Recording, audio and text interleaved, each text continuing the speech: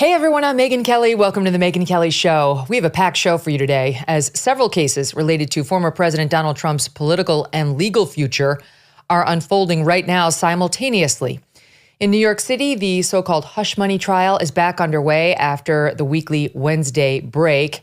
And Pecker's back up, being questioned by the prosecution. The New York Times' Maggie Haberman tweeting out, moment by moment updates. She thinks he's done. She thinks they've really proven the case. I'll tell you why I completely disagree. It's not that this jury's not going to convict him, but they have not proven what they must prove in order to state a claim. And so while this whole thing may just be, let's run to get a criminal conviction before November, it's looking more and more to me like there is zero chance this case will be upheld on appeal. No one in this courtroom seems to understand campaign finance law. And that's a dereliction. We'll get into it when Harmeet Dhillon joins us in just a bit. Meantime, down in D.C., we'll also speak to her about this, the question of whether the president is immune from cases like these, just has criminal immunity from potentially the New York case, but certainly they're arguing in the federal cases, is being argued before the U.S. Supreme Court. This is the case that Mike and Dave have been arguing over, and Dave did not think the high court would take it. He thought the U.S. Court of Appeals at the lower level had done such a thorough job that the Supreme Court would say, you know what, we don't want any part of this. That court ruled that somebody like Trump would not have immunity for these claims or these behaviors. And then the U.S. Supreme Court said, we'll take it. Actually, we want to weigh in ourselves. So that's happening right now. I've been listening to the arguments all morning. They're pretty dense. It's an uphill battle for sure for Team Trump. But I got to say, my quick take on it is he's kind of winning there too. And I'll tell you why. His lawyer did a switch this morning. His lawyer went from arguing he's immune, period, from all crimes for anything he did while in office to, well, he's immune for some things and he wouldn't be immune for other things, like acts outside of his official capacity. And while you may think, aha, see, now he's admitting they can sue him. They can get him for crimes done, even though he was president, that were done not in an official capacity. Don't forget the whole game for Team Trump is delay. It's much better for Team Trump to get a ruling saying this has to go back to the district court for a long hearing on which acts were official and which acts weren't than it is for them to just issue a blanket ruling saying, we disagree that the president has blanket immunity for all crimes while in office. So it's actually kind of clever, and it works beautifully if Trump wins the presidential election. If he doesn't, it's not good for Trump. He's going to get tried on those two federal cases, and the concession will come back to haunt him. If that doesn't make clear, if that's not clear, stand by, because I'll get into that with Harmeet as well. Okay, but we begin today with our friend Piers Morgan, host of Piers Morgan Uncensored, fresh off his showdown with Crackhead Barney, the person who confronted Alec Baldwin in that restaurant. Don't miss a moment. Subscribe to this show on YouTube and follow me on Insta, Facebook, and X. Have you heard about Bond Charge? It's a holistic wellness brand with a huge range of evidence-based products to optimize your life in every way. Founded on science and inspired by nature, their extensive range of premium wellness products might help you sleep better, perform better, have more energy, recover faster, balance hormones, reduce inflammation. The list is endless. If you want to burn some more calories or detoxify after indulging in one too many treats, check out their infrared sauna blanket. It raises your heart rate like physical exercise, so you could burn calories while you're sitting there relaxing and flush out heavy metals and other toxins. Now, Bond Charge products are all HSA, FSA eligible, giving you tax-free savings of up to 40% off. Even more of a reason to check out their many wellness products. BondCharge.com/Megyn. Go to Bond, B-O-N, Charge, CHARGE.com/MEGYN. Piers, welcome back to the show. Lovely to see you, Megyn. And can I say that nothing I ever thought would make me feel sorry for Alec Baldwin, but Crackhead did. Same. And once I actually got a look at Crackhead, even more so. This is what I love about you, Piers. You saw it and you were like, let's book that person to come on the show. I was like, oh my God, But it was actually And kind of spicy. You know what, Megyn? Yeah, look, it was completely obviously insane, although she's not actually insane. It's all very performative. And I've seen clips of her where she's completely normal. But she decided to do this huge performance thing with me. And I had my producers in my ear going, I think we should just cut this off. And I was like, you know what? Actually, no, because in a way it was quite illuminating. Because this is somebody who claims to be representing the pro-Palestinian side of the argument on this war. She's somebody who thinks it's perfectly okay to go and harass people like Alec Baldwin in cafes, which I think is outrageous. And yet when she came on, she wasn't able to take any of this seriously or trying to articulate any arguments. She just wanted to be an attention seeker and a bit ridiculous and make herself a laughingstock, which is fine, but actually quite illuminating about what these people, a lot of them, not all by any means, but a lot of them are like this. They're just in it to get attention and to be performative and to make people look and listen to them. Okay, so just in case, I wasn't necessarily going to lead with crackhead, but why not? For those of you who missed it, let's show a little bit of Crackhead's, this is what she calls herself, her confrontation of Alec Baldwin in the restaurant that weirdly united the world behind Alec Baldwin. Here it is. Alec, can you please say Free Palestine one time? Why did you kill that lady? You killed that lady and got no jail time? No jail time, Alec? Sorry. No jail time, Alec. You're putting innocent people in jail, Alec Baldwin. I'm so sorry. Free Palestine, Alec, just one time, and I'll leave you alone. I'll leave you alone, I swear. Just say Free Palestine one time. One time. One time. Call the police. One time, Alec. You know he's a criminal. You know he's a fucking criminal. Come on, Alec, just say Free Palestine one time. One time, just one time, please. And I'll leave you alone. Free Palestine. Fuck Israel, fuck Zionism. Please say it. One time. Could you do me one quick favor? One time. And he smacks the camera out of her hand. So she came on, stand by, Piers. I just want to show the audience a little bit of what happened when she sat down with you. Now, she was covered, from what I've seen, in like white body paint. She's a black woman, but she covers herself in white body paint and white face paint.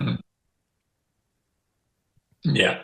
Okay. So just set it up for the audience so the listening audience knows what we're looking at here, which is clearly a disturbed person to some extent. She was wearing outrageous garb. I wasn't entirely sure exactly what she was wearing, other than not very much. She painted herself white. She was, as you'll see, if you watch the whole thing, you'll see she was blatantly racist, by the way, in all this. But this is a little taster, I think, you've got of what went down. Yeah, as I understand, and I saw the clip, but she's got rather large breasts, and they're painted white, and I think they have like little Band-Aids on the end. Okay, anyway, here's a clip. Well, welcome to Uncensored.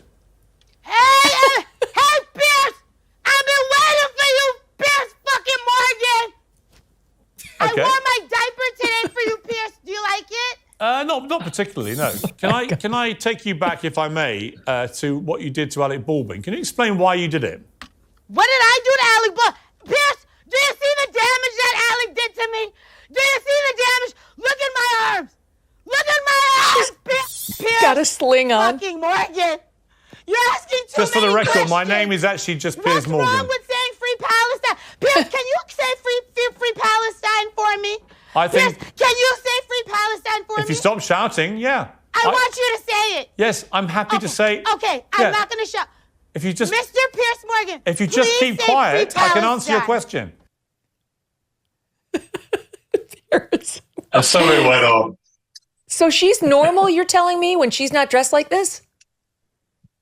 Yeah, I think it's almost 90% performative. I mean, she's not completely normal. Obviously, normal people don't do that kind of thing. But I did think it was quite enlightening about the kind of mentality of people like this who think it's fine to harass public figures. We saw somebody do it to the mayor of New York on a plane. And I think that the point of keeping her on air for a little bit was just to say, look, I'm prepared to have a serious conversation with you. You are referencing Palestine throughout your encounter with Alec Baldwin. Okay, let's talk about Palestine. Let's talk about whether you think what you're doing is actually remotely helpful to the pro-Palestinian cause, because of course it isn't. It makes the whole thing look like a charade. It's not a charade. Real people are dying in large numbers. So I just thought it was worth keeping her on long enough for her to basically hang herself in terms of the way she was coming over. Well, she's the most extreme version we've seen, but she's not the only dum-dum who's shooting off about Palestine, knowing absolutely nothing about it. We've seen that. Just yesterday, we ran a soundbite of somebody who was like, why are we here again? I wish I were better educated, right? So why are you doing an encampment then on the campus of NYU? Just one quick note. My team tells me that Crackhead Barney, that's her name, Crackhead Barney tweeted out, I think Megyn Kelly has a crush on me, but you're not my type. I like my white girls dirty and trashy like some other two people. I have to tell you, Crackhead, I like my Barneys purple and prehistoric, so it's fine. It's not going to work out between the two of us. You have fun. That's the important thing on the show. Yeah, listen, I think I call my show Uncensored for a reason. We don't censor people. And she was clearly in the news. Everyone was looking at that clip that went viral of her and Alec Baldwin. And I wanted to give her a chance to see if she wanted to explain herself or explain the wider issues and concerns she had about Palestine. But it was nothing to do with any of that. She just basically wanted to show off and be outrageous and try and give me a new name, which I was very keen to resist having. I kind of like it, I have to say. I think you should think about going with it. It depends on how you say that middle word. It does. Okay, so let's talk about the protests, because you guys are having them over there. I think even worse than we're having them over here on this Israel thing. It's amazing to watch what's happening in the UK. And often the UK is a little harbinger of things to come here in America. Here's a little montage that we put together for the audience of they've seen what's happening here, but this is some of the anti-Israel protests happening in London, SOT 3.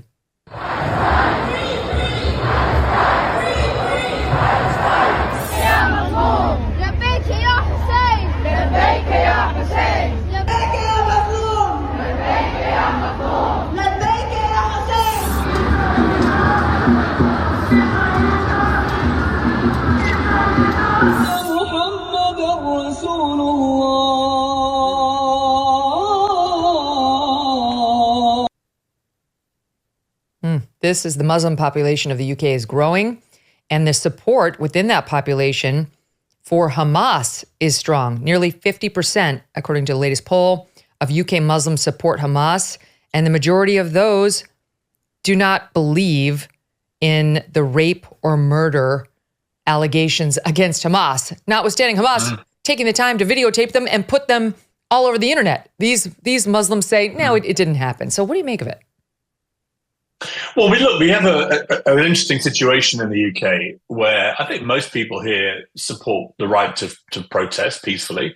No one's got any problem with that. And it must be said that the majority of people doing these protest marches, and they're very big marches every week, are doing so peacefully. But there is a significant number of them who are using pro-Hamas banners or chanting about Hamas or chanting about Intifada or chanting from the river to the sea. Now, that is open support of a terrorist organization. Hamas is a terror group prescribed by the UK government. So when you do that, you're actually breaking the law. And one of the big arguments that's been going on in this country is about the police not doing more to root out the people who are openly supporting a terror group. I mean, I had an extraordinary interview, Megyn, on my show, where there was a man who'd been an NHS, National Health Service doctor, for 20 years running a surgery. And on the quiet, he was also running an organization that has also just been prescribed in this country as a terror group.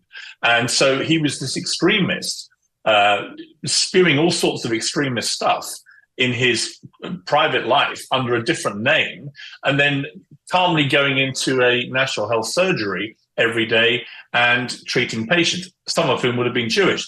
Now, the interesting part of this, I think, is that we have an unusually high Muslim population here compared to percentage-wise America. We have almost as many Muslims in the UK as you do in America, nearly 5 million. But we only have about 200,000 Jewish people here. So it's been very intimidating for Jewish people, particularly in London, where these marches are going on. We had a guy at the weekend who released footage of himself being stopped by the police and told he was looking openly Jewish, which was an extraordinary thing for a policeman to say, and the police apologized for it. But that gives you some indication. If you even look Jewish, then the Metropolitan Police, the big London police, they are telling you not to go out anywhere near these marches. in a capital city of a supposedly free and open democracy. So I think that's what's causing a lot of tension.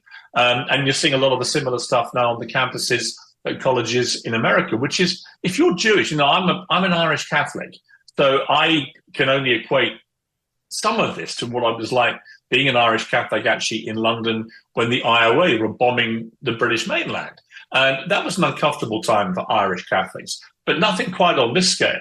And I think that what is going on for Jewish people in New York and Chicago and the other cities where this is happening, it is very intimidating. And if you're now being told to stay at home and not go into your college where you paid huge sums of money to be educated because of your ethnicity, because you're Jewish, then that is completely outrageous. Yeah, that can't happen. I mean, here we love protests, we love free speech, as you know, and we're trying to figure out where to draw the line, because we've never seen anything quite like this in recent history, where people are openly screaming death to the Jews on college campuses in America. And that's a bridge too far, right? But some of the other slogans would be permitted.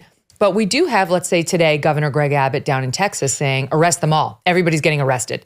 That's not okay, really. That's not okay. They're allowed to say, we're allowed to say hateful things here. Our Constitution does protect hate speech. So I think everybody's trying to figure out where the line is, because it's gotten so extreme. And when I look at what happens in the UK, it looks to me to be extreme too. That thing with the Jewish guy was incredibly disturbing. The fact that the cops were saying just being Jewish with the yarmulke on is provocative. He himself is provocative. So I wonder about the multicultural aspect of this, Piers. Is it working? Like, can you have an open and free society when you have all of these immigrants come in and change the fabric of the country, who have no inclination and no aspiration of assimilating into British culture?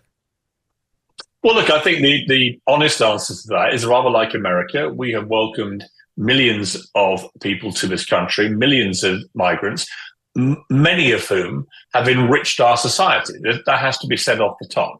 America was built on migrants coming in. The UK has millions of people who've made their homes here, who've contributed. So let me just say that at the start.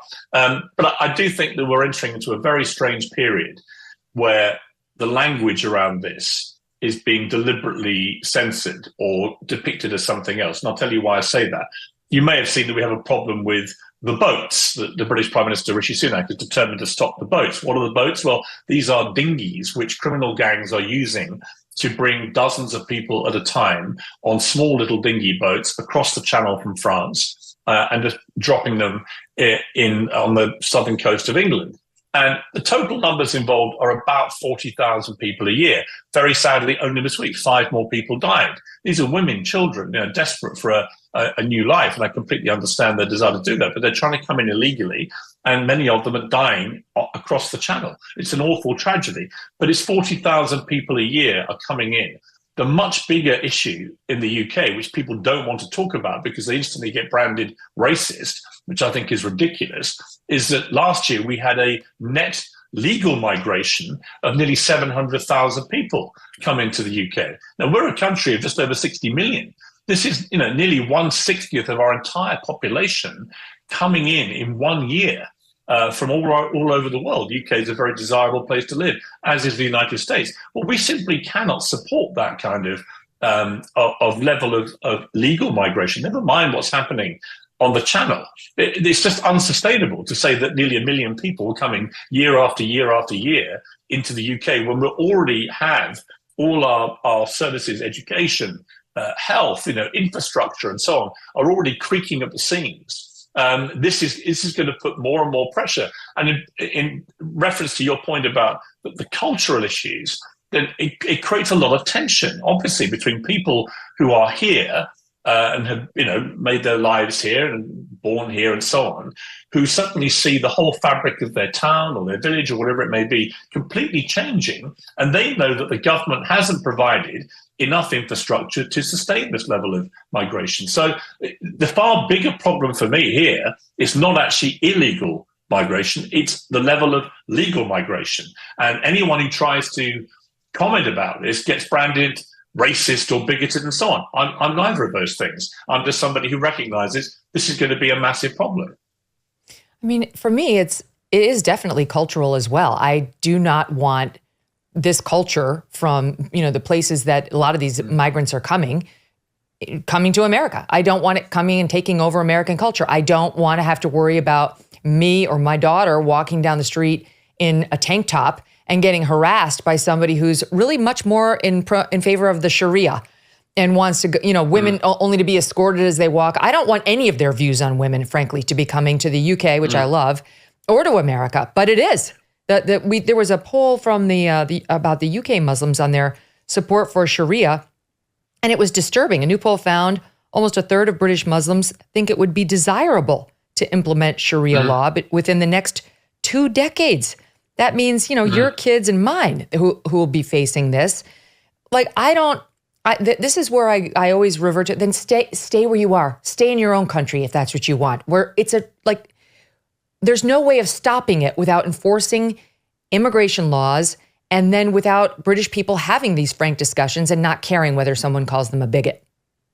Yeah, and I think, in reference again to the doctor that was leading this double life, running a now terror group, he was somebody that clearly did want Sharia law to come into the UK. And I had to point out to him, that's not our law here. Sorry, but we're not going to have Sharia law in this country.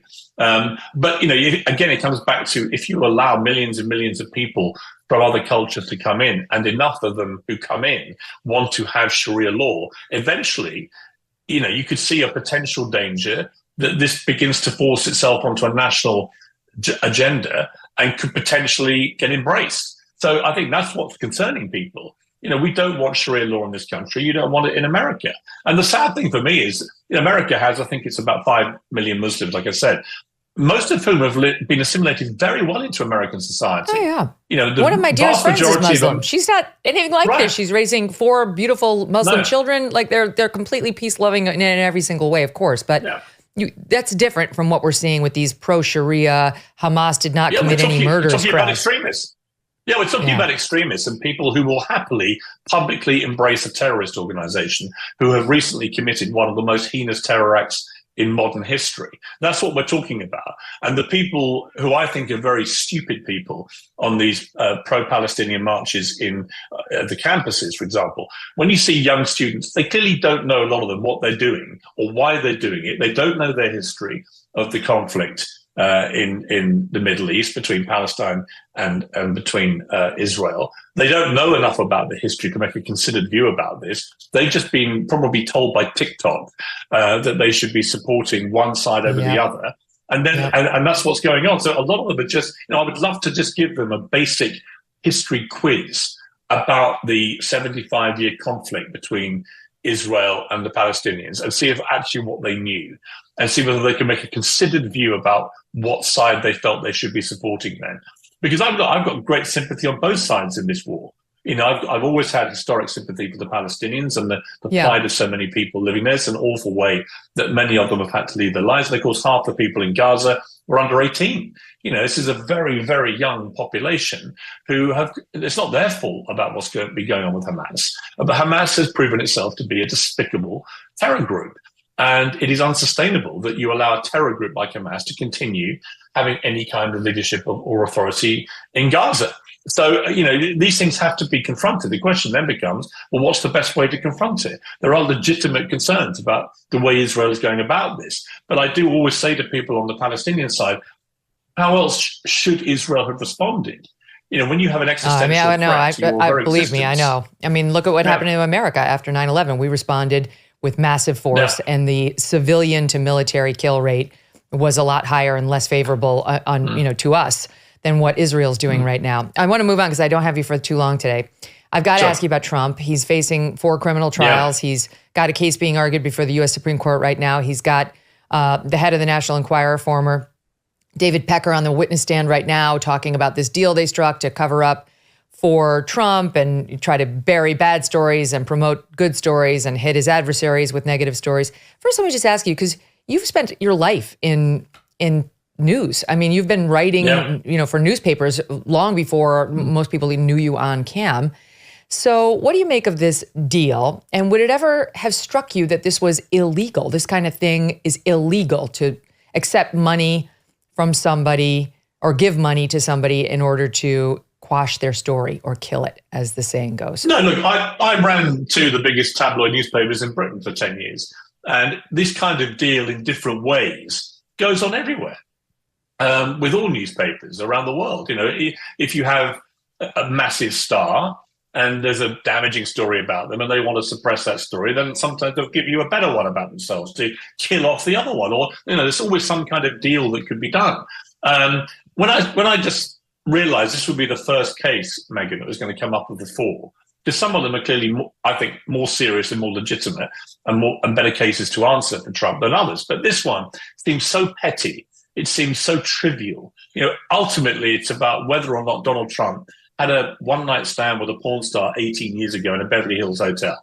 I don't care. I've interviewed Stormy Daniels. You know, she's very plausible when you interview her.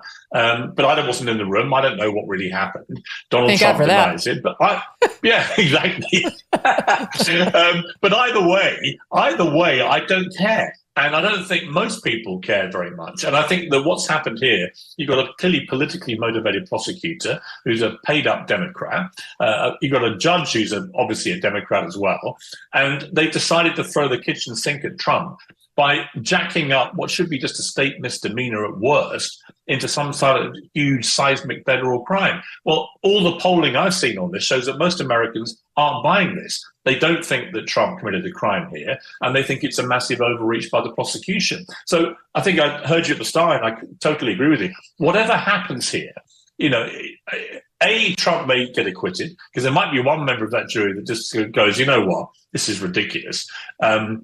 And demeaning, frankly, for America to drag a former president of the United States, one of the 45 people who've held this incredibly high office, to drag them through such an unedifying and petty courtroom fiasco for weeks on end, when he should be legitimately allowed to campaign as the nominee for the Republican Party for the next elections. I think for all sorts of reasons, this seems to me a ridiculous start to this legal battle against Trump. But whether he wins or loses, you see, I think he either wins because one juror has common sense, or he loses but actually gets martyred in the process so spectacularly. I watched the scenes this morning going into court with people chanting Trump, Trump, Trump, and 4 more years, 4 more years. I don't think this is hurting him. I think it actually over time will help him. I think it's martyring Trump. And I think the most right-minded Americans who are not partisan on the left, but are sort of independent or moderates, will look at this and go, is this really fair? And I always say, I remember when Bill Clinton was president. And I remember him paying Paula Jones $850,000, whatever it was, to pay her off to settle a harassment case. And I remember him having sex with an intern, Monica Lewinsky, in the Oval Office. Both of those things are a lot worse, in my estimation, given he was a serving president when the Monica Lewinsky thing happened, and given he did the payment when he was a serving president to Paula Jones, than anything Trump did in the run-up to an election to basically get rid of a bit of a messy story that probably his biggest concern was not the damage it might do to the election, because I think people factored in Trump and womanizing. It was probably he didn't want Melania to know all about this. But you know what, Piers, we've been covering this on the show. This is not well enough understood, including even by us. You know, I have legal panels on all the time. We're all lawyers and we talk about this. The relevant standard is not what was in Trump's head or what his subjective reasons for the payment were. It's the objectively looking at the money. Could said money, in this case, a hush money payment, have ever been used for anything other than to advance a campaign? Is this kind of payment? You look at the nature of the payment. So if it is payment for, I don't know, a podium at a debate, a lectern at a debate stage. Okay, yes, that is something you might only ever buy for a debate, right? Like for a presidential run. But a hush money, everybody pays that. You know, as somebody who's in the tabloids for years, tons of people pay hush money payments. So that's the standard. It's not even what was in Trump's head or whether they get an admission that this was to help his electoral chances. It's irrelevant. Okay, I've got to ask you about this. Speaking of martyrs and people who have been really unfairly put upon, let me ask you about Meghan Markle. One of the great martyrs of our time. Poor thing. Her castle was so small. She is apparently getting back into the podcast lane thanks to this far-left pro-women Lemonada company. Richard Eden over in the Daily Mail, your old hot, has a piece today saying they're struggling to get this thing out of the starting blocks. No podcasts are even expected anytime this year, and not until 2025. And the podcast, by the way, is going to celebrate the joys of cooking, or at least something she's doing. Her Netflix show, I guess, is going to celebrate the joys of cooking, gardening, entertaining, and friendship, Piers. She's going to be teaching us how to be a good friend. I can't wait to find out from Meghan Markle what that's like. Well, as one of the many friends that she cut off spectacularly the moment she got a bit of royal action, along with her entire family, of course, on both sides, apart from her mother. I don't think Meghan Markle's in any position to be lecturing anybody about friendship. It always made me laugh that the Archewell website, their charitable foundation, says it's dedicated to compassion. It's hard to imagine two people who've been less compassionate in the last few years to the ones around their loved ones than these two, right? This is two people who trashed all their family, whether it was her father or whether it was Harry's entire family at a time when Prince Philip and the Queen were both dying. There they were on national television, from Oprah Winfrey to Netflix to whatever, as the Spotify guy put it, whatever grift they could get paid for, up they were trashing their families. So the idea now that they're reduced, or that certainly Meghan Markle is now reduced from somebody who, remember Meghan, she had a fairy tale royal wedding that was seen around the world. The carriages drawn down to Windsor Castle and so on. It was an amazing event.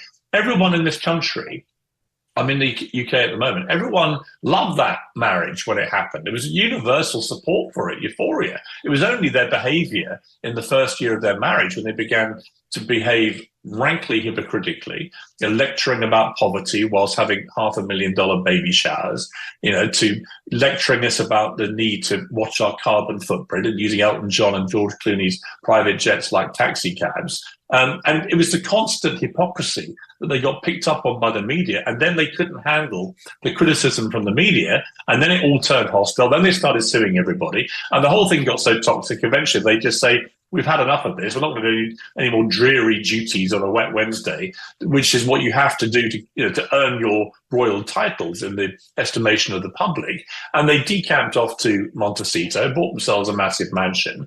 And they were supposed to be doing it, Megyn, if you remember, this was going to be their liberation, their freedom, and it was supposed to make them happy. I've never seen two more miserable people who never stop whining and suing absolutely everybody in the pretense that this is because they found their liberation and freedom. If you're so damn happy and free and liberated, well, shut up, stop whining and complaining about everything. But they're obviously not happy.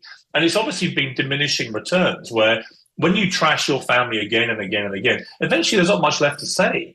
And people don't really want to hear it. It's like the Spotify guy said, they're just a pair of grifters who just want to trash their family for loads of money and not put a shift in to do proper work. You and I know how hard it is to do this kind of thing properly. It's a lot of work with a dedicated team, and you put the hours in, and you've got to be creative and high energy and really put graft in. These two wanted to do massive deals with companies and then not do any work. Nobody wants to see her next podcast. Nobody listened to the first one. And that's for this thing she's now doing with the ridiculously long name that no one can remember, where she's going to try and be the American, whatever. I have to write it down. American Riviera Orchard, see footnote 47 for the remainder of the name. Right, and she's now got all her celebrity, sort of B-list, C-list mates putting out Instagram posts about her jam, and it's like, the mighty fall. This was a woman who had it all in this country, who literally had it all, and is now flogging jam from her kitchen in Montecito, while her husband runs around fuming about absolutely everything and everyone, because he knows in his gut, he knows what he's lost. And eventually, those chickens will come home to roost. And then she will be touting their eggs on her stupid website where she's wearing evening gowns while walking around her mansion that we're supposed to feel sorry for her because she's in. I love it. But on the grifter subject, one of the funniest things that was Bill Simmons, who said that at Spotify, I've never seen such a pair of grifters. They wouldn't do any work. She got paid all this money. She barely did anything. Him too. Yeah. And now she signs this pod deal with this Lemonada. We're not getting a podcast for years. And then she decides to sign this deal with Netflix. She's done nothing other than now this show she's going to do on cooking and friendship. Finally, okay, we'll believe it when we see it.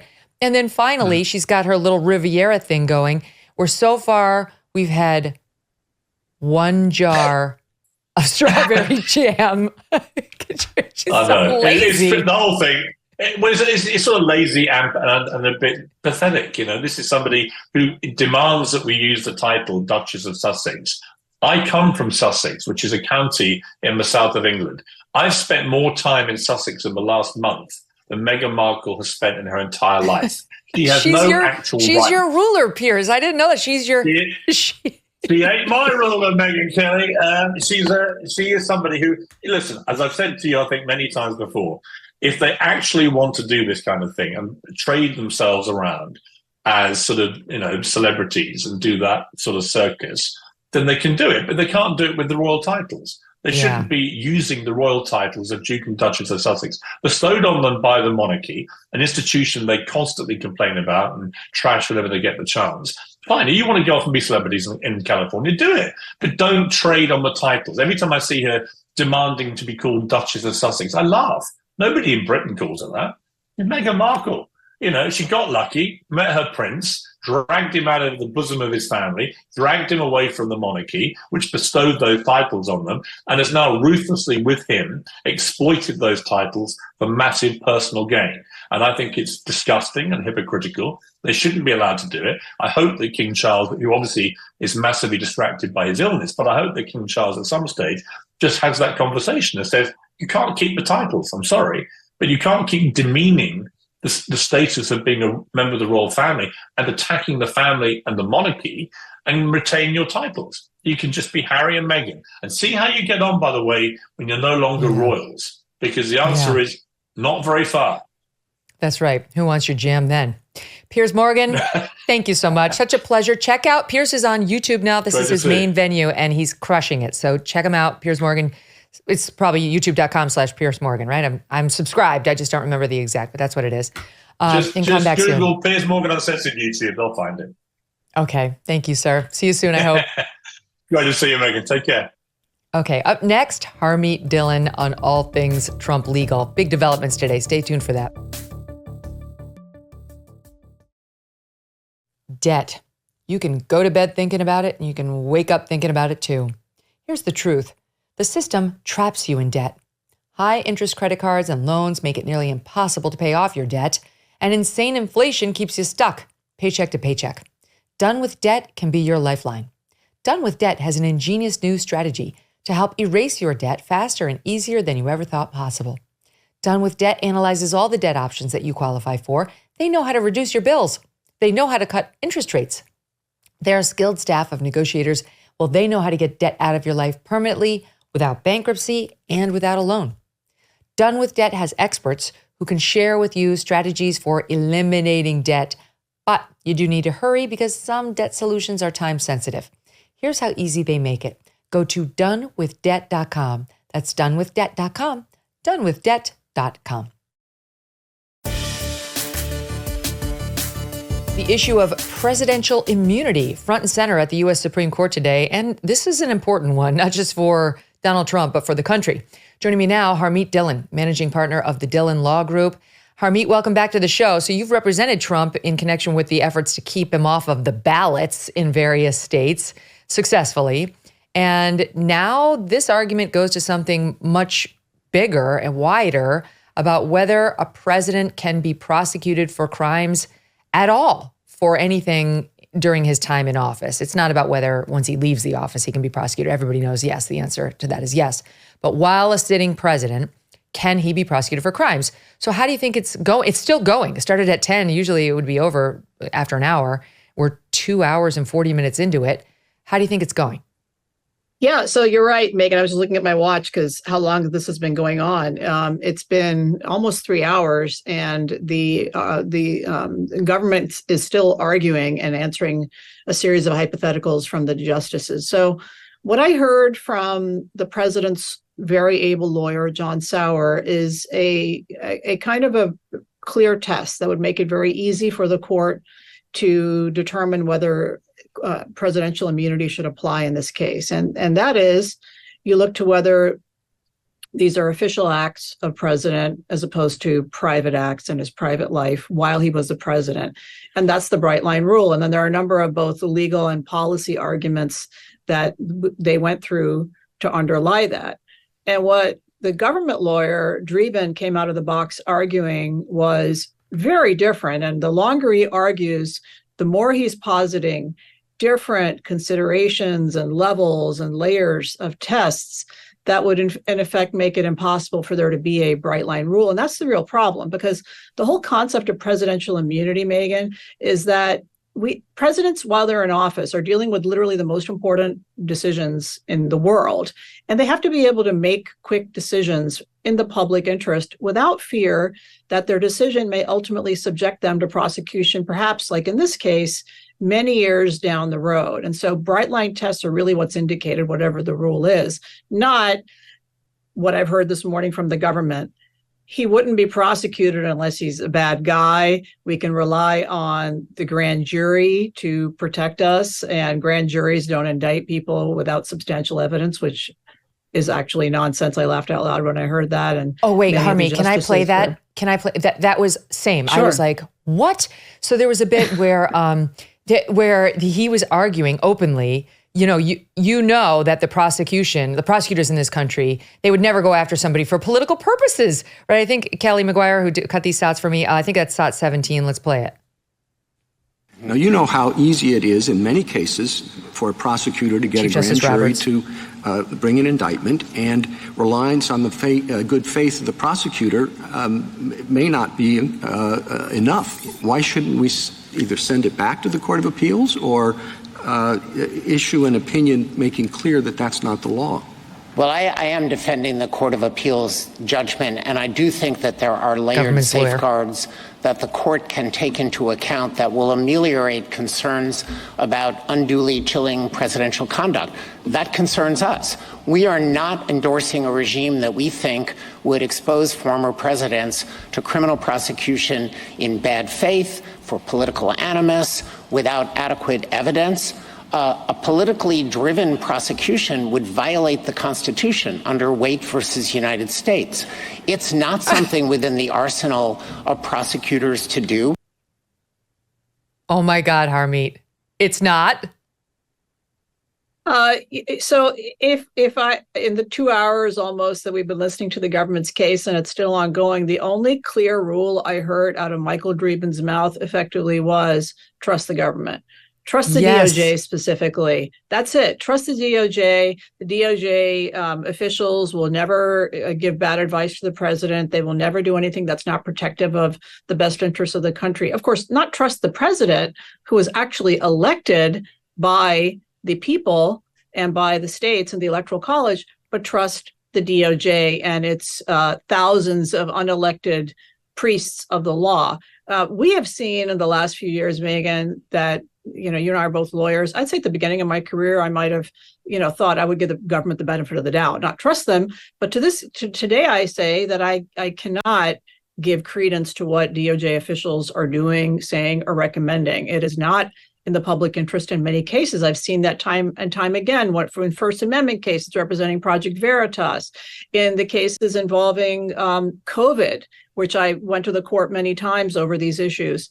Time and time again, the government has made the wrong calls in my lifetime. And in this case, this particular prosecution is rife with official acts. And so the bright line rule, I think, is the correct way to go for the court. And I think many of the justices are struggling with how do we fashion a rule that then incentivizes people and gives them clear guidelines so that we aren't here over every single act of a president and there isn't a chilling effect on the presidency. And, right out of the box, John Sauer made the very good point that if we don't have a bright line rule, that is the rule we're advocating here for President Trump, effectively all living presidents could be prosecuted for their acts while in office. For example, the weapons of mass destruction argument under President Bush, the droning of American citizens by President Obama, the open border that President Biden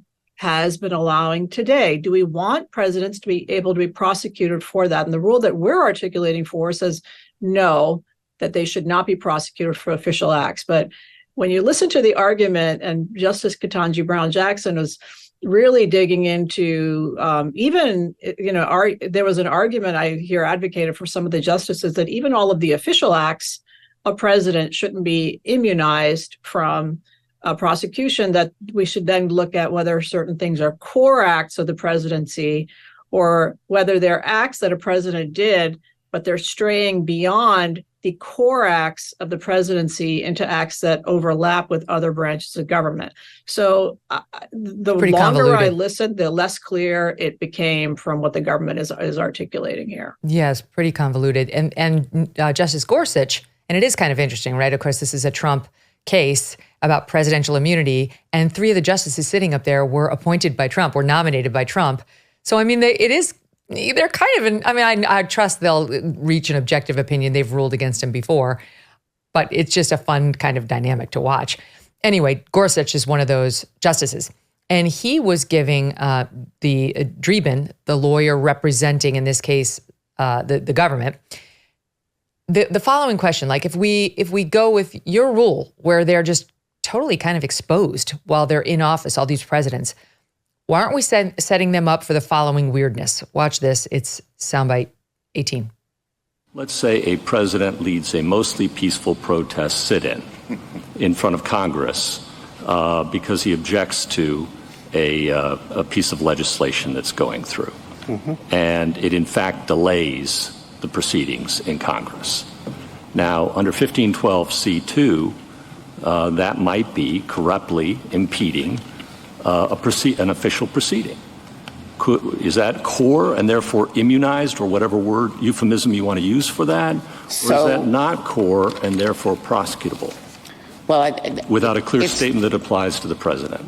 It's not core. The core kinds of activities that the court has acknowledged are the things that I would run through the Youngstown analysis. And it's a pretty small set, but things like the pardon power, the power to recognize foreign nations, the power to veto legislation, A president then could be prosecuted for the conduct I described after he leaves office? Probably not. Okay, that was more to your point of we're getting very confusing now. This is in, this is out. Here's a different exchange Gorsuch had on whether a president, where he's setting us up now for a situation where the president has to pardon himself every presidential term before he leaves office. Watch. What would happen if presidents were under fear that their successors would criminally prosecute them for their acts in office, whether they're engaged in drone strike, all the hypotheticals? I'm not going to go through them. It seems to me like one of the incentives that might be created is for presidents to try to pardon themselves. Do you have any thoughts about that? As Fitzgerald, I think, very powerfully emphasized, the real concern here is there going to be bold and fearless action? Is the president going to have to make a controversial decision where his political opponents are going to come after him the minute he leaves office? Is that going to unduly deter? Is that going to dampen the ardor of that president to do what our constitutional structure demands of him or her, which is bold and fearless action in the face of controversy?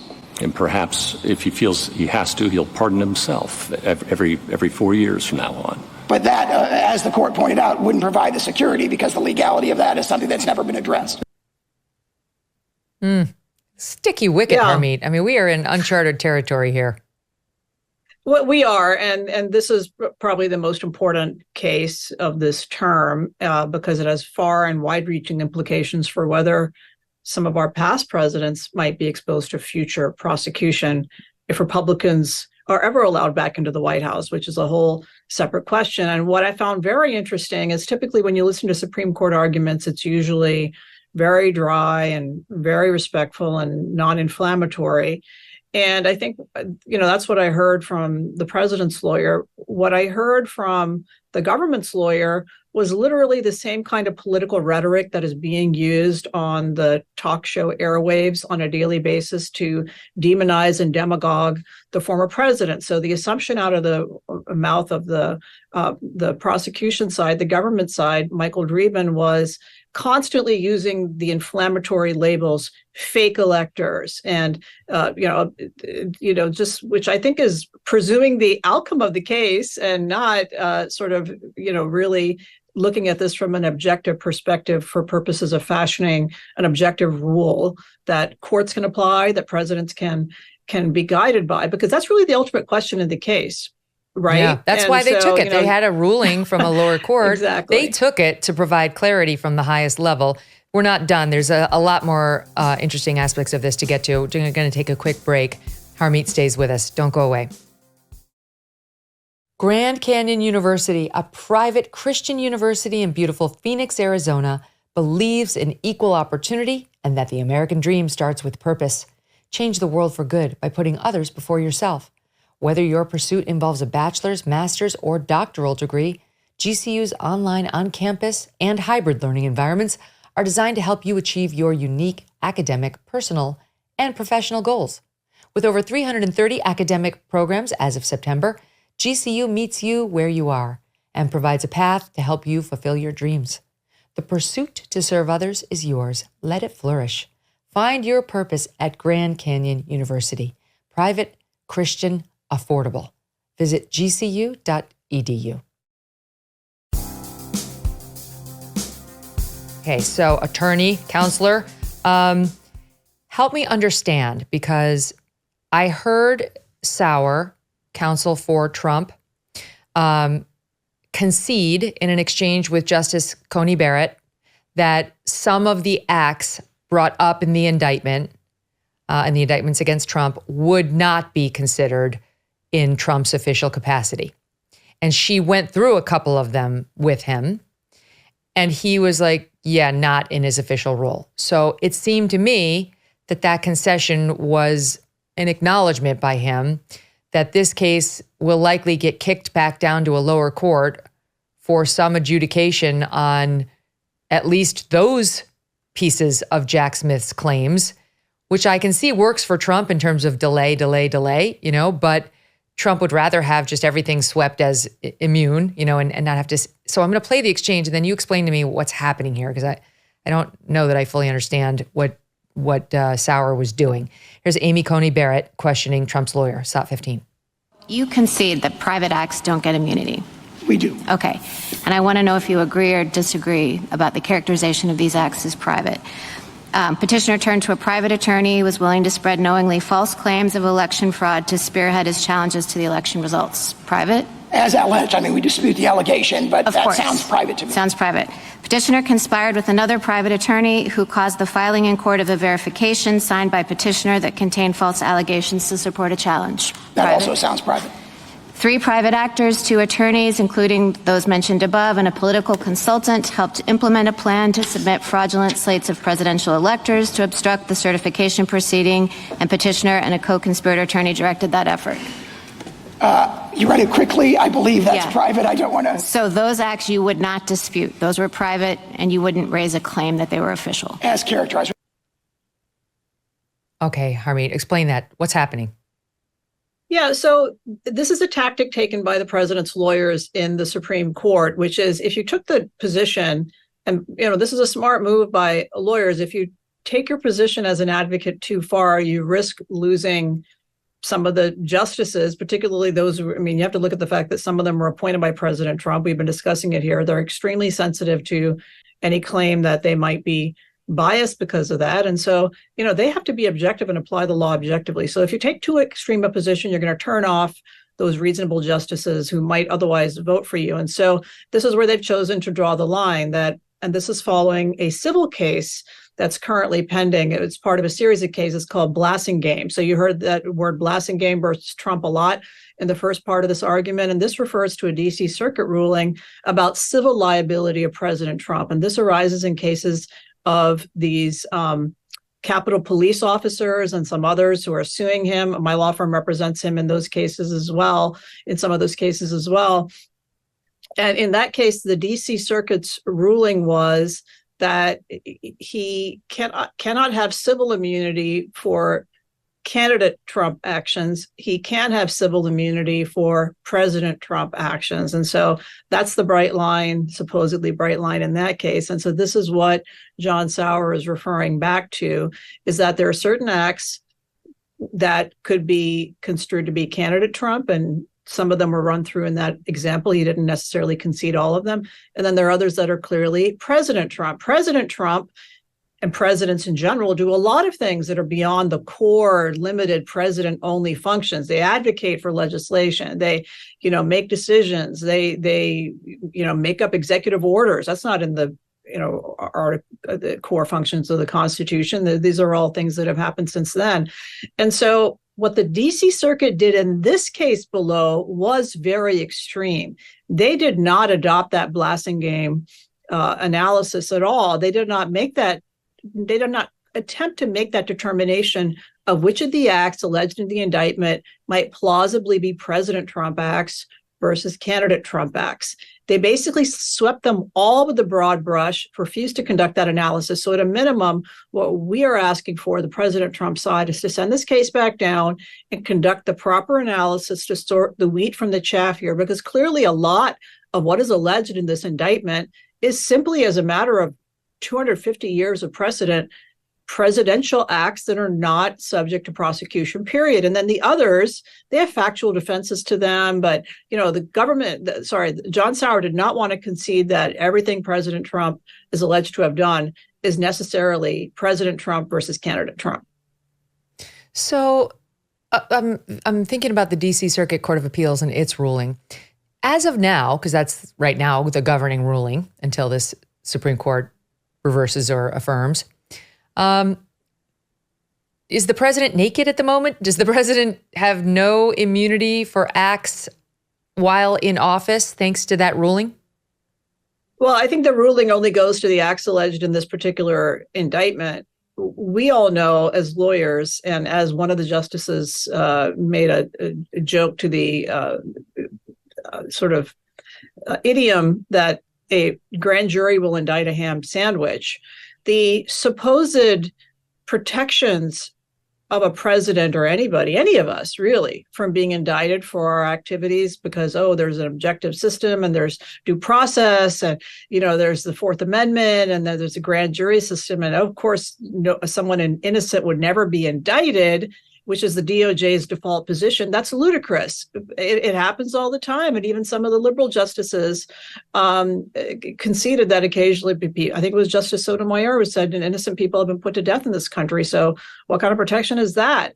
At this point, I would say not just President Trump, and this is a critical point, not just President Trump, but every living president is exposed by the ruling of the DC Circuit to prosecution for acts that are within the statute of limitations. Okay. I mean, murder, so the way of course, I see it has no the such president, limit. President Trump right now is kind of standing there, forgive me, but exposed. Well, let's go with that. It's nicer than naked. He's standing there exposed, and his lawyers are trying to build a fortress around him that would benefit not just Trump, but any president, a fortress around him to allow him to do his job as president and future presidents to do their jobs as president better and without having to worry about getting hopped up on criminal charges all the time. And instead of kind of saying we want the full fortress around him on everything, Sauer admitted, okay, it may be a partial fortress. There's some things over here pursued in his role as candidate that may not have been presidential acts, and I'm not going to fight you on those. We may have to go back down to the district court and argue about those. But I want the fortress reestablished for a whole bunch of stuff. And it'll benefit not just President Trump, but all presidents. And this Supreme Court's trying to fashion a rule. Seems like they're accepting that as a practical reality. At least that was my feeling. Like that was winning. I think some immunity will be provided, but definitely not all. What do you think?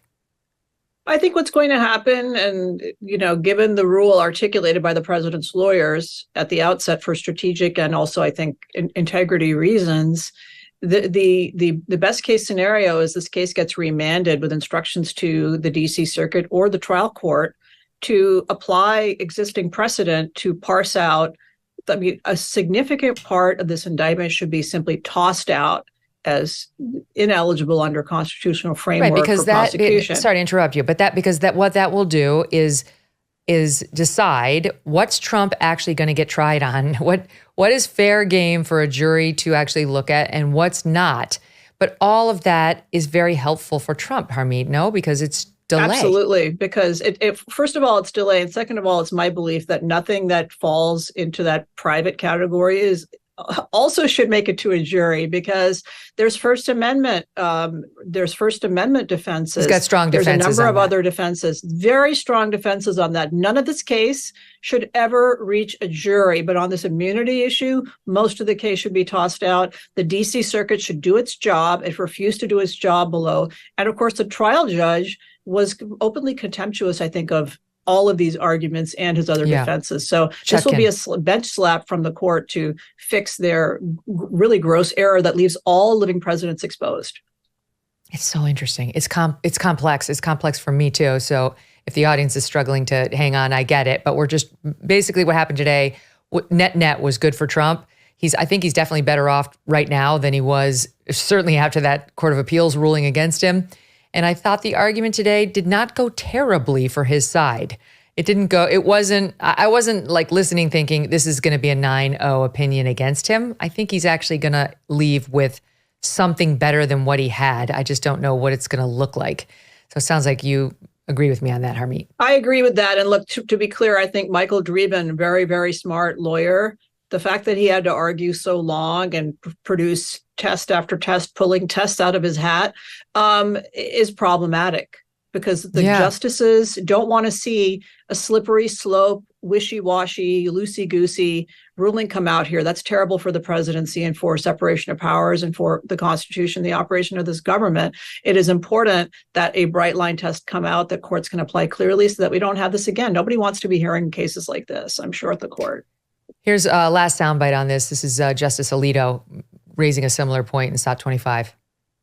If an incumbent who loses a very close, hotly contested election knows that a real possibility after leaving office is not that the president is going to be able to go off into a peaceful retirement, but that the president may be criminally prosecuted by a bitter political opponent, will that not lead us into a cycle that destabilizes the functioning of our country as a democracy? So I think it's exactly the opposite, Justice Alito. There are lawful mechanisms to contest the results in an election, and outside the record, but I think of public knowledge, petitioner and his allies filed dozens of electoral challenges, and my understanding is lost all but one that was not outcome determinative in any respect. There were judges that said in order to sustain substantial claims of fraud that would overturn an election result that's certified by a state, you need evidence, you need proof. And none of those things were manifested. So there is an appropriate way to challenge things through the courts with evidence. If you lose, you accept the results. That has been the nation's experience. Okay, I just wanted to say that listening to Sam Alito there, they do kind of live in an ivory tower, but they know what's happening in the country. But he's talking about how, if prosecutors are going to do this, thanks to a bitter opponent in a presidential race, isn't going to cause instability. Welcome to our world, Sam. Yes, it's going to. Yeah. We're all living with it day to day. Can I add one more point here? I want to amend something I said. What's interesting is that President Biden himself may not be feeling the pain of potentially facing that, because a separate special counsel has ruled that he's too feeble-minded and old and depraved, frankly, mentally, to stand for trial. So this is a triple jeopardy in that sense, that the one guy who's orchestrating this witch hunt clearly from the White House is the one guy who some DOJ officials think can't stand trial. Quickly, the Trump criminal trial in New York, the hush money, the stormy, blah, blah, blah. David Pecker's still on the stand. Harmeet, the way I see this is, and I mean, I've got to say, is bloodthirsty too strong a term? But I mean, the bloodthirsty press covering this is a lot. It's a lot to listen to. Like, it's a little dramatic for me. And I mentioned in the intro to this show, Maggie Haberman, listening to Pecker. And I'll just give you a quick bit on what he's saying this morning. He is talking about how he had several exchanges with Michael Cohen, Trump's lawyer, and they came up with a system that would create a payment voucher for Karen McDougal, the Playboy playmate who was threatening to come forward about her affair with Trump, for McDougal's lawyer. That the prosecutor was getting louder, she reports, as he drills into a critical element of the prosecution's case, that these payments to Karen McDougal were made to influence the election. He's getting louder to make the point. He is identifying exhibits that corroborate the story about McDougal. Pecker admits straightforwardly when asked that he did not, quote, want this story to embarrass Mr. Trump or embarrass or hurt the campaign. Per the New York Times, this is the crescendo of his story about Karen McDougal and hugely powerful testimony for the prosecution. Haberman says the testimony is leading into a clear story about knowingly violating campaign finance laws. And Harmeet, it is true that David Pecker, the American Media Inc., already struck a cooperation agreement with the government so that they wouldn't get prosecuted. And Michael Cohen pleaded guilty to breaking the law by doing these acts, but he actually went to jail after pleading guilty to a bunch of stuff. It wasn't just this. It had to do with these taxi medallions and all this stuff. But just because somebody strikes a cooperation deal or pleads guilty to a crime that later gets brought against someone else does not mean the crime was legally sound or valid in the first place. And what I really think, and I'm open-minded to, okay, maybe they've got this legal theory. Walk me through it. I'm a lawyer. I want to be right more than I want to be loved by an audience. What I see here is still to prove, because they're arguing this campaign finance violation, to prove there was a campaign finance violation for them to do all of this, a campaign donation that wasn't allowed.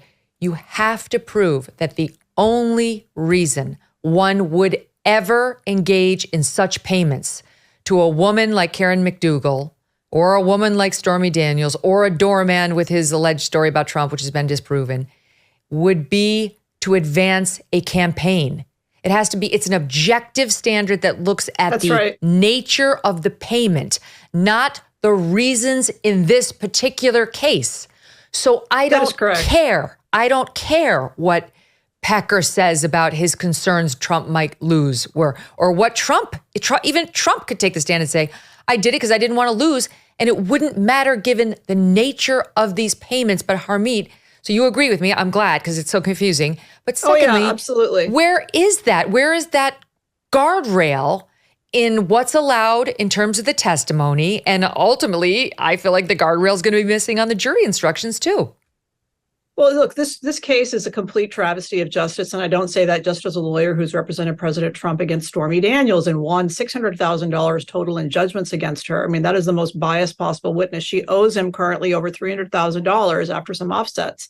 Secondly, it is very clear at the time of those prosecutions where Michael Cohen pled guilty that he was incentivized, as many criminal defendants are, to compose, to make up allegations that literally had little or nothing to do with the underlying strong allegations that the government had against him with respect to taxi medallions and a bunch of other misconduct on his part. This other stuff was swept in there for purposes of planting the seed for this prosecution. You're absolutely correct, Megyn. We've given the advice to many candidates, and it is so common in corporate America. I have personally drafted agreements like this. Your client did nothing wrong, but there's a fake allegation by a disgruntled former employee or random member of the public. You give them $125,000 is literally nuisance chump change. It costs a lot more to try a case. It's nothing. And if there is a mixed motive for a payment under campaign finance law, federal campaign finance law, the candidate wins. And that is the case here, that there is a mixed motive for any such payment. And that is buy peace, save money, protect your marriage from frivolous allegations, as a famous man about town frequently has to do.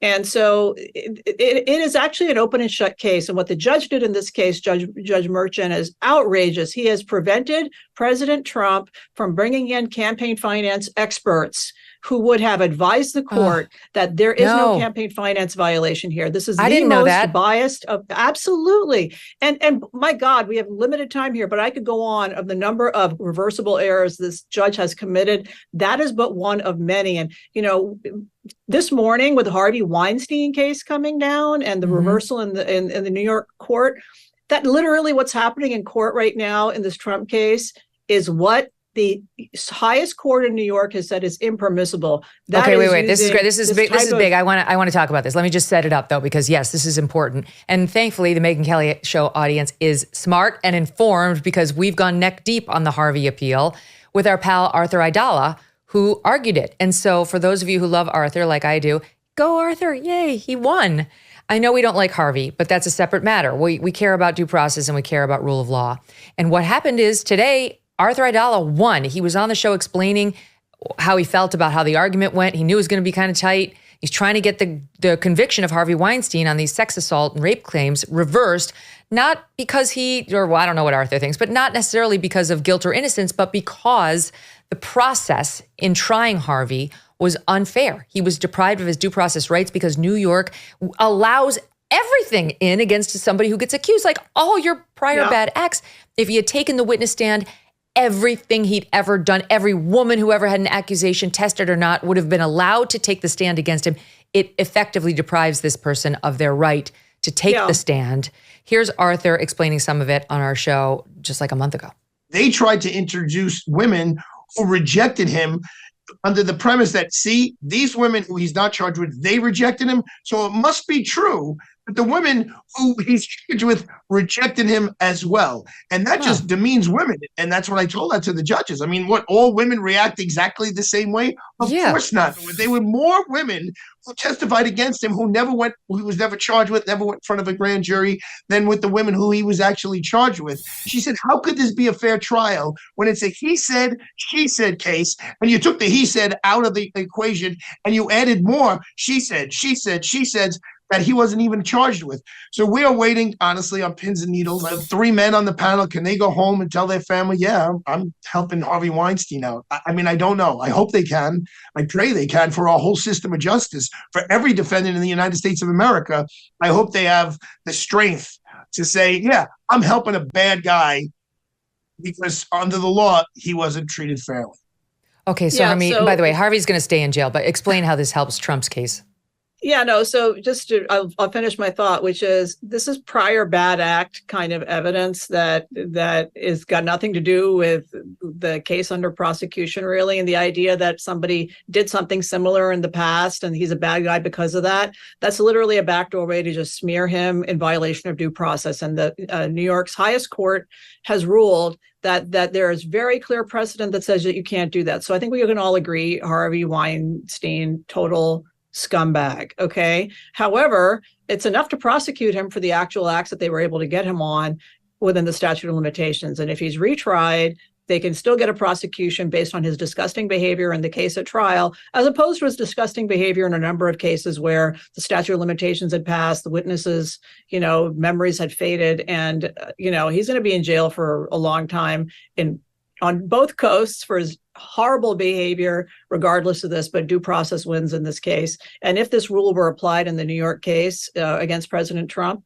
this David Pecker stuff, which has now already tainted the jury, is reversible error and requires a retrial without this evidence there, and with a different judge who's incredibly biased under New York law, had an obligation to recuse himself. And with that, I will rest my case. We consider it submitted. Harmeet, thank you so much. Great to see you. Thank you for having me. Isn't this so interesting? My gosh, so many of our stories coming together that we've been covering on the show.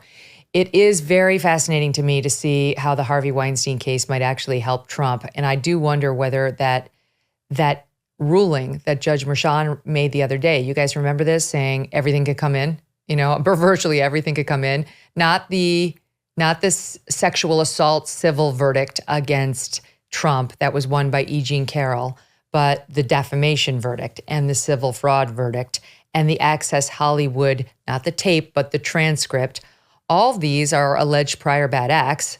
At least some of them are, and they've been permitted. So it's not that this ruling is saying no prior bad acts can come in. There's always been an exception to that rule if it can prove pattern, for example.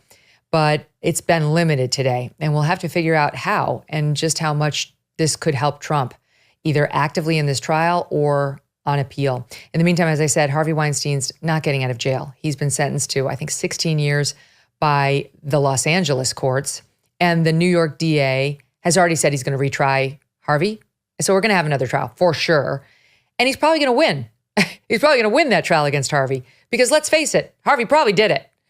I realize there are defenses that the women went willingly and all that, and we'll see that play out. But win or lose, he should be convicted if convicted based on the testimony of the women who are subject to cross-examination and the rules of evidence and who show up in court to present their story. You should not be convicted based on a slew of past acts that aren't at issue here, or a slew of women who haven't had the full vetting that a criminal trial around them might lead to, and so on. And we can't keep depriving men effectively of their right to testify because everything but the kitchen sink can come in against them. That's not good for us or for them.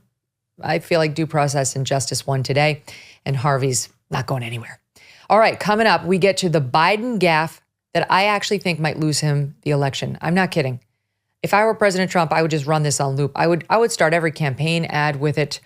I could believe my eyes, but so like he still manages to surprise me with his utter daffiness. And I just can't believe his wife is allowing this. Duggar, if this ever happens to me, honey, step in. Step in. I don't have to do this show forever. We can go to Provence. We can sit in a camper. Don't let me humiliate myself like that.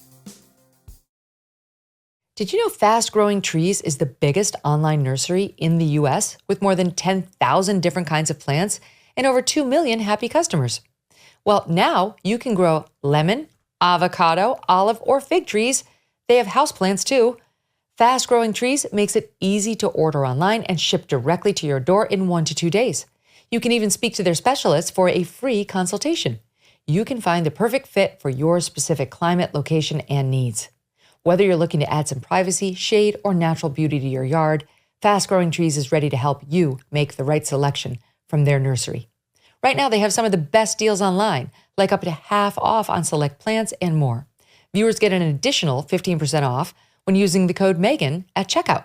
That's an additional 15% off at fastgrowingtrees.com. Use the code MEGYN at checkout. Go to fastgrowingtrees.com, code Megyn. This offer won't last forever. Tell them I sent you. We've got so much news to get to today. It's drinking from a fire hose. Some days, not so much. Today, yes. Hundreds of students arrested across the country yesterday in the ongoing anti-Israel protests. And Joe Biden's latest gaffe. Pause. Could it cost him the election? Joining me now, Josh Hammer, host of America on Trial with Josh Hammer, and Sara Gonzales, host of Blaze TV's Sara Gonzales Unfiltered. Josh, Sara, welcome back to the show. Great to see you. Thanks for having us. Megyn. How can we not start with this? Here he was yesterday speaking in front of members of North America's building trades unions in Washington, D.C. It was such a simple assignment. It was so simple. Here's how it went. Imagine what we can do next. 4 more years. Pause. 4 more years. 4 more years. 4 more years. Oh my God. 4 more years. Pause. Pause. And when the White House transcription guy, God love this poor slob, who knows what he's had to go through. They changed it to unintelligible. They refused to write pause. Sir, we know it. We know what it was. It was very clear. He said pause. He embarrassed himself again, and he cannot be saved by the White House transcription guy. Sara, I'll start with you on it. I really think this is the kind of thing that will horrify and stick. I agree. And I mean, look, we have watched gaffe after gaffe after gaffe with Joe Biden throughout these 3.5 years. And even I as critical as I am of Joe Biden and as aware as I am that this is basically a weekend at Bernie's presidency, even I was like, I still cannot believe this happened. I saw it yesterday afternoon, and even in the evening, I'm like, I still cannot believe what I just watched here. This man has been in public service for what, 40, 50 years, and he still cannot read a teleprompter? Wait, we need to play it again, don't we? I think we need to see it again and then pick it up on the back end. Let's watch it again. Imagine what we can do next. 4 more years. Pause. 4 more years. 4 more years. 4 more years. Oh my God. Keep going. It's awful. Well, it also can't be lost on everyone that the 4 more years chant was clearly completely staged because they wanted him to pause because they couldn't trust the audience to be that enthusiastic. They had to map it all out. Unfortunately, they overestimated Joe Biden's ability to read from a teleprompter, which I'm sure we've all read from. It's very clear when they want you to pause. It's written differently in the prompter. There's no reason for him to make this mistake other than the fact that the man is half dead. It's true. You know, I was thinking about, Josh, Mika Brzezinski on the Morning Joe show not long ago was angry when he tripped and fell on stage that time at his handlers. Why aren't they taking better care of him? You know, they know he's elderly. Why are you setting him up to fail or fall or have these incidents? I mean, what are they supposed to do? Like he can only do it with a teleprompter. We've seen what happens when he doesn't have the teleprompter.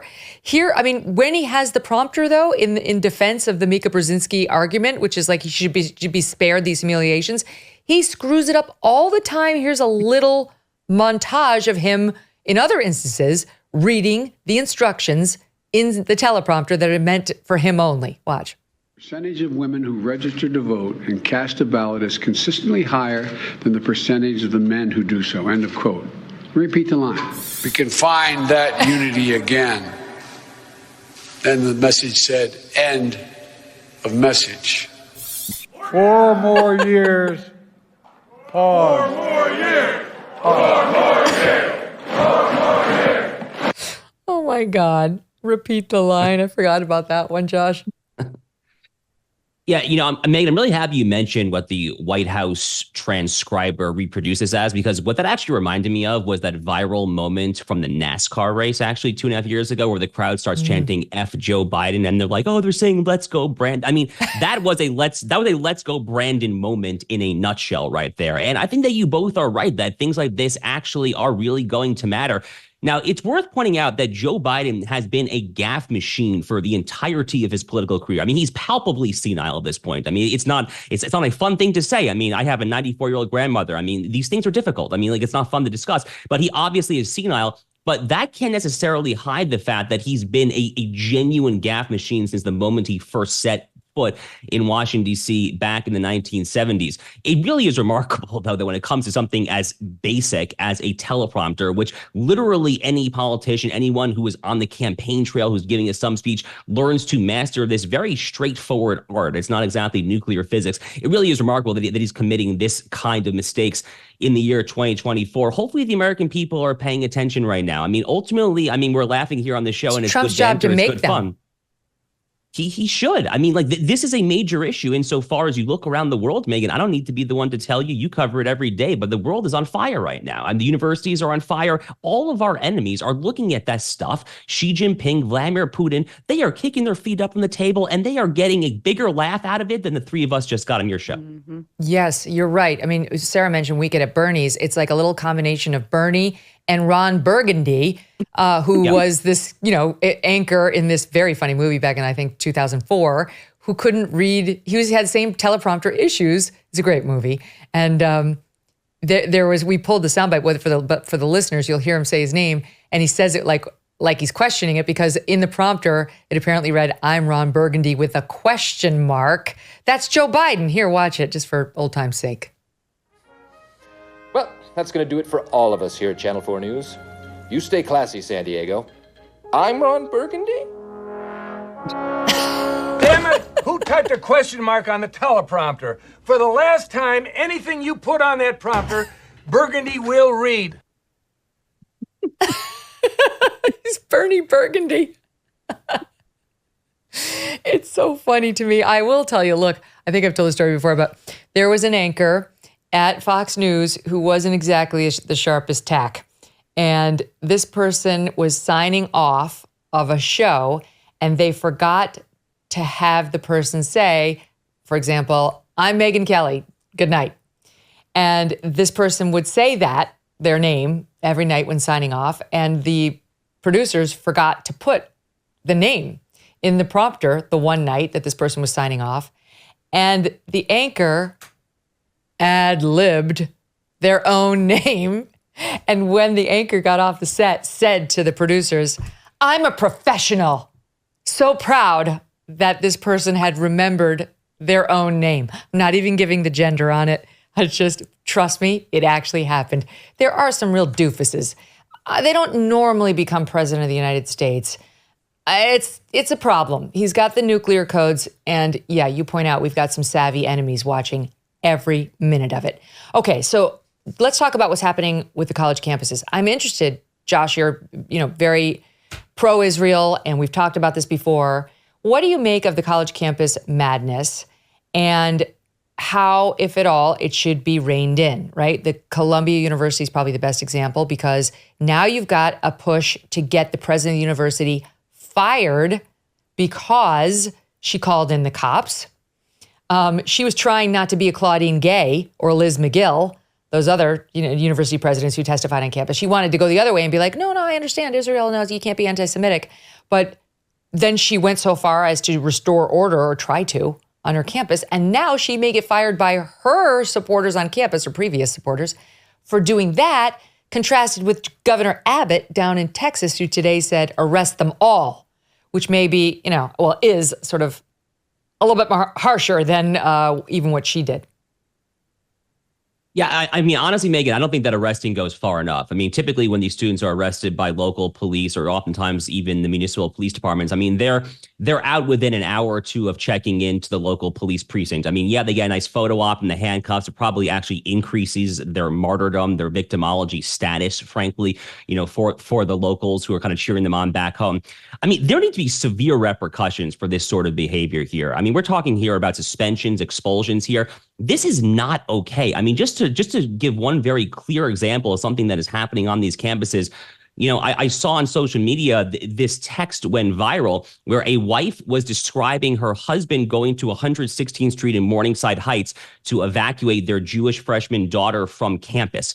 And the wife described it as her husband getting there and barricading through these people, shouting, "Go back to Poland, you dirty Jew." And she analogized it to refugees fleeing a war zone. Columbia's university is roughly 20 to 25% Jewish. It is in one of the largest Jewish population centers in the world, in New York City. And more to the point, this is Hitler Youth Nazi stuff that we are looking at, Megyn. It is disgusting. I look outside. I cannot believe what is happening in this country, honestly. It's only gotten this bad recently, too. I'm a fairly young guy. It was not this bad when I was on American University college campuses. But I think at this point, all options are on the table. Josh Hawley and Tom Connor calling for the National Guard. That seems to me totally a good idea right now. We're talking here about equal enforcement of civil rights. These students' Title VI rights under the basic civil rights statutes of the 1960s are being violated out in the open right now. Order must be restored by any means necessary. It is unlawful to discriminate against Jews because they're Jewish on college campuses or elsewhere. That's not lawful. You cannot stop them from getting to class. You cannot engage in an orchestrated campaign of harassment targeted at them that is outside the free speech protections. But I do think we're into interesting territory now, Sarah, where you have Governor Abbott. I'll read you his tweet. I mean, I do like how Texas is like, don't mess with them. They are hardcore. I appreciate that. And hats off. But I can see how this goes too far. He tweets out, arrests being made right now and will continue until the crowd disperses. These protesters belong in jail. And basically the protests were the same as we've been seeing every place else. Anti-Semitism will not be tolerated in Texas, period. Well, I mean, it's America. You're allowed to be an anti-Semite. You're allowed to be a racist. You're allowed to be a lot of bad things. Like, you can't stop it. You just can't do something to someone in the targeted group that crosses a legal line. And then he writes, students joining in hate-filled anti-Semitic protests at any public college or university in Texas should be expelled. So that's another thing. If you're in the protest and it's considered hate-filled, you could be expelled. I don't know. We had a big debate about this yesterday on the show about like, I don't want you and I getting expelled or our kids getting expelled because we won't say pronouns or we won't say a man's a woman. So we do, we got to be careful. I agree. And I think that we need to clarify the language of what constitutes expelling someone because of their conduct. Obviously, these universities have every right to have some sort of a code of conduct that these students need to live by, and it needs to be doled out equally. But what is that conduct? Where is the line crossing? Because obviously, you have two separate issues. You have the arrests and you have being expelled. And I think that Governor Abbott needs to clarify his language on the idea that anti-Semitism is not going to be tolerated in the state of Texas. As you mentioned, Megyn, people have the right to be a jerk in this country. And you know what? I'm glad when they show me who they really are so I can know to steer clear of them. So what does that mean anti-Semitism won't be tolerated in the state of Texas? But what I find so fascinating is that we seem to be conflating protests with riots and illegal acts. And I think that that's what the real problem is, because you hear from all these protesters, we were just trying to peacefully protest. These peaceful protesters got shut down in the state of Texas. And that just could not be further from the truth. None of these protests that I've seen, I'll use air quotes, none of these protests that I've seen have been peaceful. I don't think that it's very peaceful to block people's right to travel freely, essentially kidnapping them on the highway because you feel like it. I don't think it's peaceful to threaten Jewish students and make them and harass them while they're just trying to cross their campus. And it certainly isn't peaceful to create an illegal encampment where they are not allowed to do that on these campuses. And so I think that we really need to look at this language and make sure that we're not allowing them to use the term peacefully protesting when we've seen that these things have been anything but. I would encourage these universities to expel the people who are crossing the line, who are threatening Jewish students, who are harassing them, and who are doing illegal acts. But aside from that, I do agree with you, Megyn, that the language that was used in Governor Abbott's tweet, I think needs to be carefully examined. And I would encourage him, as the governor of my state that I live in, I would encourage him to perhaps clarify what he meant by that, because it is a delicate line here. And quite frankly, like I said before, I want people to show me who they are. Yeah. I mean, you can't and plus if we get to a point where a governor can say, no bigots allowed in the state, I mean, you guys know as well as I do, that word gets used on everybody, anybody on the right side of the aisle anyway. So it's like, where are we all going to go? We can't all fit in Texas. We're going to need to be able to stay where we are. Having said all that, Josh, it's getting bad. I mean, it's like they've clearly popped up at campuses across the country. We've seen Yale, we've seen NYU, we've seen down in Texas, we've seen Columbia, of course. They tried it. I'm going to start with the fun news, and then I'll get to the more serious. They tried it at Princeton, where it lasted about as long as Trump's affair with Stormy Daniels. It was very quick. Started, and it was over. They set up their tents. They were ready to go. And then they got a stern talking to by some unknown person in the administration. And literally within 5 minutes, they packed up their tents. I'll show you take a look at SOT 43. You're all in violation of university policy. These tents must come down right now. This is your first warning.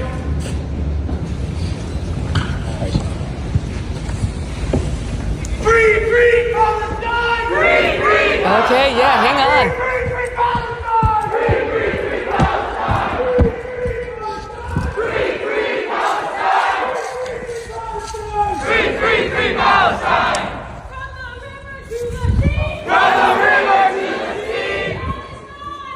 Free Palestine! Okay, you get the gist.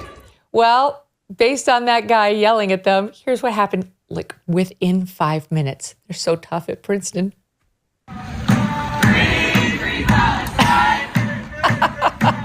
They're packing them up. They're packing up every single tent. Orderly, they're folding them. They're still banging their drum. Josh, you get it. So that's Princeton. This is the Law and Order campus. I have to say, I would still hire one of them. That's fine. I understand you're on what I think is the wrong side, but you have a right to say that. And you complied when told to get out. Total chaos elsewhere at these other campuses. Yeah, I mean, like I was saying, I mean, I cannot believe what I'm seeing. I mean, I actually was down in the Florida Keys this weekend. I live in the Miami-Fort Lauderdale area. We were at a Jewish wedding. It was a big Zionist wedding. My friend is an Israeli, and we were kind of waving the Israeli flag there. And in a moment of darkness like this, I mean, having simchas, having joyous occasions like that, I can't tell you, Megyn, how important it is. I mean, to just feel the love from our community there, because it's really bad. And all of my conversations with, my fellow Jewish Americans are echoing a similar sentiment, which is, is the earth really shifting under our feet? Was the golden era of American Jewish life that existed for many decades after the Holocaust, was that kind of a flash in the pan? Was it kind of ultimately a result of kind of Western, perhaps even American guilt that the Holocaust happened? The younger generations haven't met Holocaust survivors. I mean, it's a whole crisis here. The crisis in higher education has been brewing for a very long time. Chris Rufo had a great book about it last summer, about the 1960s cultural Marxism. You kind of then factor in a lot of unfortunate immigration trends. We've imported a lot of people who simply do not share our values. And it's just a very, very toxic brew, Megyn, right now. And like I said, there's only so much that the Congress can do. I liked what Mike Johnson had to say at Columbia University yesterday, but it ultimately is up to governors, to mayors, to officials like that to work with law enforcement, National Guard as necessary to, if necessary, secure the civil rights of all Americans. That is literally what it is there for. Just like they would do if the targets were black. There'd be no debate about this if the targets happen to be black. I've got to end on a different note entirely, because I saw you, Sara, you posted about this. And I had not seen this one, but I know this clinic that's doing this to humans, where there is a, quote, non-binary patient, 27, who underwent what's called a Barbie doll operation to remove all of her sexual organs, no genitals, no belly button. This is a thing. I've been telling folks about this at the so-called Crane Center for Transgender Surgery in Austin that has been dubbed Frankenstein's Lab. We are getting closer and closer to actual dehumanization. Yeah, we are. And again, that is in the state of Texas that this person came to in order to have those surgeries. Look, I'm just so tired of using the left's language, playing with the idea that we want to make this illegal for children because it's wrong and we know that you cannot turn into something that you were not born as. I think that we need to stop having that conversation and start shifting it to, there's no reason that we should allow mentally ill humans. I don't care how old you are. If you are mentally ill and think that you should be chopping off your healthy body parts, we should not even participate in that conversation as if that's a thing that we should allow mentally ill adults to do. It should be all across the board. This should be completely outlawed. History will look back and judge us harshly for the way that the medical community preyed. They're predators, Megyn. They're preying on vulnerable people because they know that they will become lifelong cash cows. And it's just disgusting. It's so true, Josh. She's exactly right. These people are not well. This is a 27-year-old woman who had a total hysterectomy, got rid of, I don't know, there's like some hole that's left for urination, nothing else, and everything else is gone. And the first rule of medicine is do no harm.